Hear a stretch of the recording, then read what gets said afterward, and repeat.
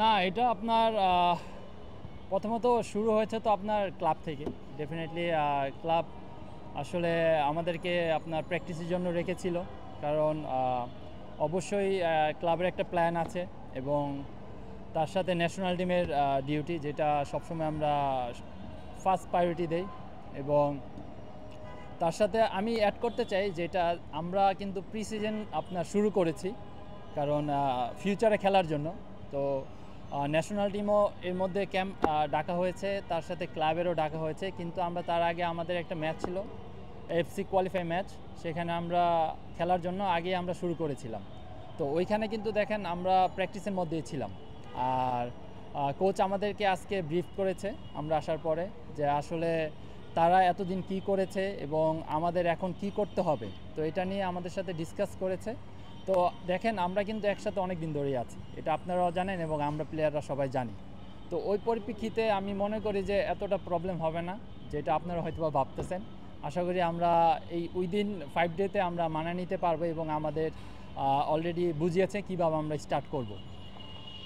না আসলে দেখেন হামজা, আমি যতদূর জানি যে ট্রাই করছে সে আসার জন্য, এবং এটা আমার মনে হয় যে আমাদের ফুটবল ফেডারেশনও চেষ্টা করছে। সে যদি নেপালে আমাদের সাথে জয়েন করতে পারে ম্যাচের আগে, তাহলে ডেফিনেটলি আমাদের জন্য খুবই ভালো হবে। কারণ আমরা সবসময় তো হামজাকে দিয়েই সব কিছু শুরু করি এবং আমরা তাকে ফলো করি। তো ডেফিনেটলি এটা আমাদের জন্য খুবই পজিটিভ হইতো যদি সে আমাদের সাথে থাকতো। এবং সে যদি না আসতে পারে, সে তার কিন্তু এখন অনেক বিজি স্ক্যাজুয়াল চলতেছে, আপনারাও জানেন, আমি দেখেছি তার খেলা, লাস্ট উইকেও খেলেছে। তো আসলে উইদাউট হামজা আসলে আমাদের জন্য একটু কষ্ট হবে, কিন্তু আমরা মানায় নেওয়ার চেষ্টা করবে এবং আমাদের যতটুকু সামর্থ্য আছে তার চেয়ে বেশি আমি মনে করি দিতে হবে, এবং আমরা সেখানে একটা ভালো কিছু করতে চাই। হয়তো বা আপনারা জানেন কি না জানি না, আমাদের আসলে মেবি আগামীকালকে আমাদের ম্যাচ থাকতে পারে ন্যাশনাল টিমের সাথে। তো ওই জায়গায় কিন্তু আমাদের একটা সুযোগ আছে, আগামীকাল আমরা সবাই একসাথে খেলবো এবং আমাদের যেই টিম ওয়ার্কিং যেটা ব্যাপারটা আপনারা মিসিং বলতেছেন, আমি আশা করি কালকে আমরা খুব ভালোভাবে অ্যাডজাস্টমেন্ট করতে পারবো। এবং আমি মনে করি যে এখানে যারা আছে সবাই কিন্তু ন্যাশনাল টিমে অনেক আগে থেকেই আছে এবং তার সাথে কয়েকজন প্লেয়ার অ্যাড হয়েছে। তো তারা কিন্তু জানে আমাদের স্ট্রাকচার এবং আমরা কি কোন স্টাইলে খেলি।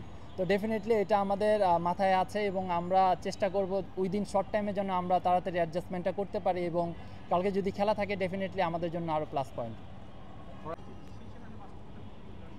না দেখেন, তখন কিন্তু অনেক শর্ট টাইম ছিল কোচের জন্য, এবং কোচ অনেক দিন ধরে আমাদের সাথে আছে এবং সে একটা ভালো দল গঠন করেছেন। এবং আমি মনে করি যদি হামজা আমাদের সাথে থাকতো হয়তো আরও বেটার আমরা ভালো ফুটবল খেলতে পারতাম সেখানে। আর আপনারা জানেন যে নেপালে কিন্তু একটু ডিফিকাল্ট এনভায়রনমেন্ট, ডিফিকাল্ট ওয়েদার, এবং তাদের একটা ক্রাউডি একটা ব্যাপার আছে স্টেডিয়ামে।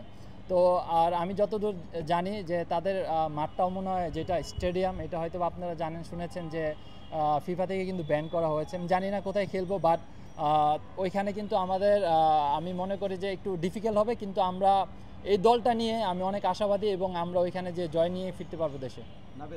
আসলে দেখেন, নেপালের যে স্ট্রাকচারটা থাকে এবং হংকংয়ের যে স্ট্রাকচারটা থাকে সেখানে কিন্তু সামঞ্জস্য আছে, আর কি একটা মিল আছে ওইখানে। ওরা সেম ফরমেশনে খেলে, ওদের যেই ডিফেন্ডিং ব্লকগুলো থাকে সেগুলো সেম থাকে, এবং এটা নিয়ে আমাদের কোচ কথা বলেছেন। এবং আমি মনে করি যে এই দুইটা ম্যাচ আমাদের হংকংয়ের ম্যাচের জন্য অনেক পজিটিভ একটা ব্যাপার। এবং এখানে যদি আমরা আসলে আমাদের টার্গেটটা হলো, আমি মনে করি যে হংকং ম্যাচ ডেফিনেটলি, কারণ ওই দুইটা ম্যাচ আমাদের দেশের জন্য অনেক ইম্পর্টেন্ট। আর তার সাথে আমি নেপাল ম্যাচও ছোটো করছি না, এই দুইটা ম্যাচও অনেক আমাদের ইম্পর্টেন্ট। এবং তার সাথে আমি মনে করি যে আমাদের দলটাকে বুস্ট করবে। আমরা যদি সেখান থেকে পজিটিভ রেজাল্ট নিয়ে বাংলাদেশে আসি, ডেফিনেটলি আমাদের কিন্তু মেন্টালিটি বলেন এবং আমাদের ফিজিক্যাল স্ট্রাকচার বলেন, আমরা কিন্তু অনেকটাই কনফিডেন্ট থাকবো। তো সেই ক্ষেত্রে আমি মনে করি যে অনেক ইম্পর্টেন্ট সেখান থেকে জয়লাভ করা। না অ্যাকচুয়ালি দেখেন, ওই ম্যাচে কিন্তু আমি ছিলাম না, হয়তো বা জানেন না, আমি ইনজুরিতে ছিলাম।